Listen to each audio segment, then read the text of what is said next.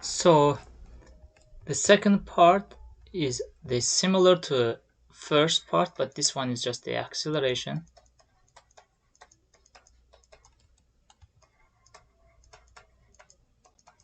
And for the second part, what I will do is that the acceleration of the particle A is 0 because it's constant velocity. And the acceleration of the part B has the normal and the tangential components. And the normal and tangential components are not in the direction of x and y. So I need to convert it. So let's do that. So this is the part B, the particle B that moves in that way. Okay, and then its tangential acceleration. So this is the tangential acceleration, and then that is the velocity of the B.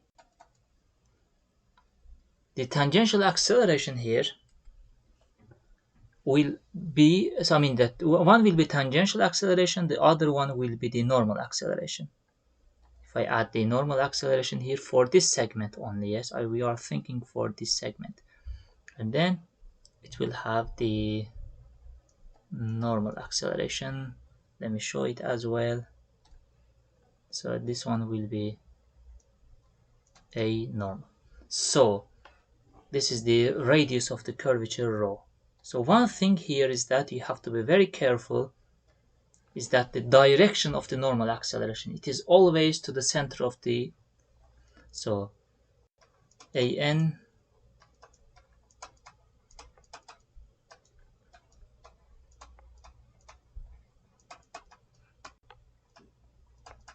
okay, it's always directed to the center.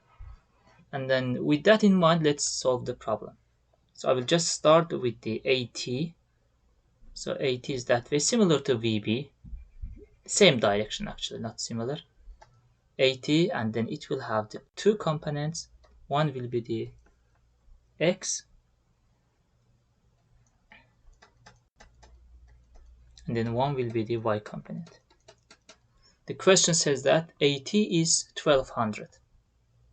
Okay, the angle is 30 because this is the same as the velocity, and then the ATX will be 1200 cosine 30, and then ATY will be 1200 sine 30. Okay, this will be 600, and that will be 1200 times 0.866. That will be 139. If you write the units, r squared and then miles per r squared. Now the time is for the normal acceleration. The normal acceleration is in this way. That's a normal. And that normal acceleration should be perpendicular to tangential. So let me show it one more time. So perpendicular to tangential. Okay, and then with that in mind, so I can show the components of the normal acceleration as well. So it will have the x component and it will have the y component. So that will be normal x and then normal y. Okay, and this one is very, similar to previous one. Let me just show it. This one was the tangential acceleration. This one was the tangential acceleration, and then the angle is 90 degrees, and with respect to x it was a 30 degrees. Let me show this trigonometry here so you can understand it better. So this is an, and this one was at, and this is the x-axis. This is the x-axis, and this one makes 30 degrees with x-axis.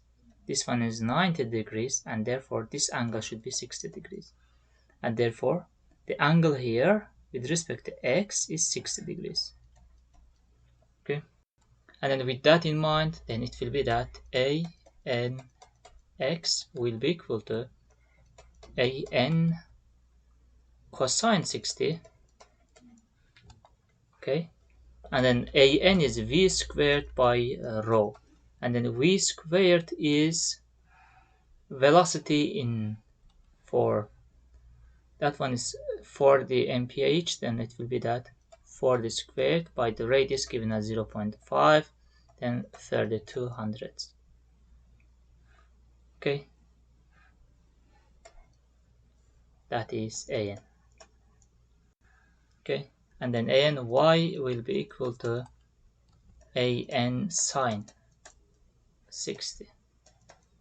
32 hundredths sine 60 is square root of 3 by 2. What you have to notice is that anx is negative. This one is a negative x direction. The others are in the positive y and the x directions.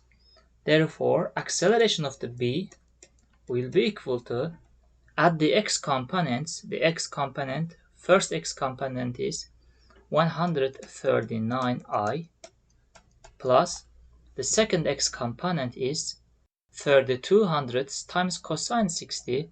This is half. So it makes 16 hundredths I. But it is negative, so I will make it negative here. Then plus the j components. For this one, j component is 60 mph.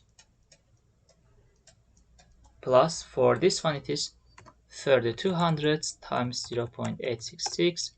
So 2771j. Sorry, I think I messed up here. So this one is j. Okay, yeah, j. And then that will be equal to 139 minus 16 hundredths negative 561i plus